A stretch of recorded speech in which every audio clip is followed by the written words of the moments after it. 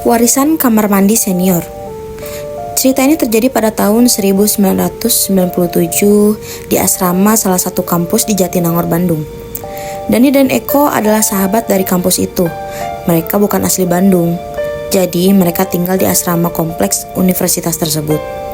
Di awal semester mereka masuk ke kampus, mereka beradaptasi dengan lingkungan dan teman-teman baru selayaknya mahasiswa yang lainnya. Dan kamu dari Jakarta ya? Ngekos di mana? Tanya Joko, kakak angkatannya kepada Dani. Gak ngekos kak, aku di asrama bawah. Aku sekamar sama Eko berdua, jawab Dani. Oh, asrama yang di bawah itu? Tanya Joko lagi. Iya Jok, kita di asrama bawah itu, tapi gak semua kamar terisi ya. Sepi banget, jawab Eko kepada Joko. Emang sih, sepi lah. Ya mending ngekos lah daripada di situ, ujar Joko kepada mereka. Ya kan kita waktu keterima di kampus ini sama sekali dadakan, jadi gak sempet juga cari-cari kosan. Semester depan kali ya, ujar Dani. Kalau aku, orang tua aku ada masalah biaya buat ngekos. Maklum, aku keluarga besar, tanggungannya banyak, jelas Eko. Gitu ya. Yaudah hati-hati aja deh, banyak cerita dari penghuni waktu angkatan aku, Joko menjelaskan. Cerita? Hati-hati? Ada apa sih Jok? Tanya Dani penasaran. Gak tau bener, gak tau enggak sih ya, cuma ya udahlah gak usah dipikirin, potong Joko. Dani dan Eko pun bergegas jalan ke asrama karena sudah pukul 6 sore. Sesampainya di depan asrama, mereka bertemu dengan kakak angkatan dari fakultas yang sama. Hei, kalian tinggal di sini juga? Sapa Wahyu. Iya kak, aku di sini sama temanku Eko. Tinggal sekamar. Kakaknya tinggal di sini juga? Tanya Dani. Gak usah manggil kakak, panggil aja Wahyu. Enggak, aku nggak di sini. Aku cuma nganter temanku doang, anak sastra. Dia di sini. Cuma malam ini mau nginep di kosanku, jadi sekalian mau ambil baju. Di sini sepi tahu, dan kamar mandinya, serem. Jelas Wahyu. Kenapa kamar mandinya? Tanya Eko penasaran. Aku juga nggak tahu sih. Tapi kata temanku, kamar mandi yang paling pojok itu katanya pintunya nggak boleh ketutup. Tapi nggak tahu juga sih ya. Jelas Wahyu. Yang bener yuk. Tanya Eko sambil bergetar ketakutan. Alah gak usah dipikirin, teman aku aja kali yang penakut, jelas Wahyu. Kamu mah yuk, jadi mikir yang enggak-enggak ini, gimana? Tambah Dani. Alah udah gak usah dipikirin. Oh iya, temanku udah ada tuh. Yaudah aku duluan ya. Wahyu pun berpamitan kepada kedua sahabat itu. Dani dan Eko pun masuk ke asrama dan kebetulan kamar mereka ada di lantai 4. Sesampainya di kamar mereka pun bersiap-siap untuk mandi.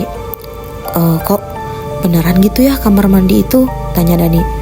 Gak usah lah, gak usah dipikirin gitu. Mandi mah mandi aja, jawab Eko menenangkan temannya. Mereka berdua pun bergegas ke kamar mandi. Dan kebetulan ada penghuni asrama lain yang mengantri juga. Hanya tersisa satu kamar mandi yang ada di pojok, kosong dan pintu terbuka. Yang itu kosong Tanya Eko kepada penghuni yang mengantri. Kosong sih, tapi mending jangan deh, jawab penghuni itu. Eko pun hanya melirik sebentar ke kamar mandi kosong itu. Dia melihat seperti agak tidak terawat dibanding kamar mandi lainnya.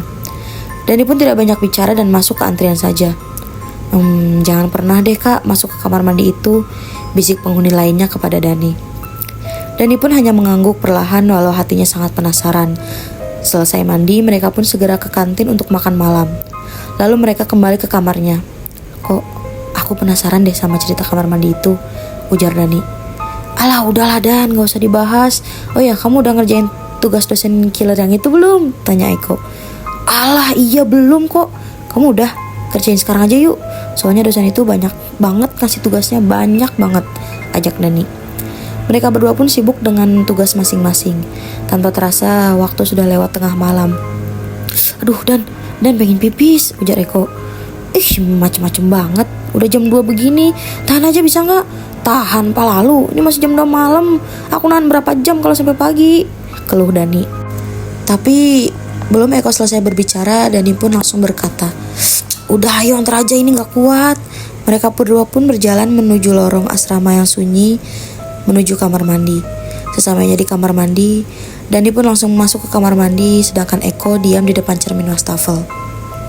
Suasana pun sangat sunyi, hanya suara tetesan air dari kamar mandi.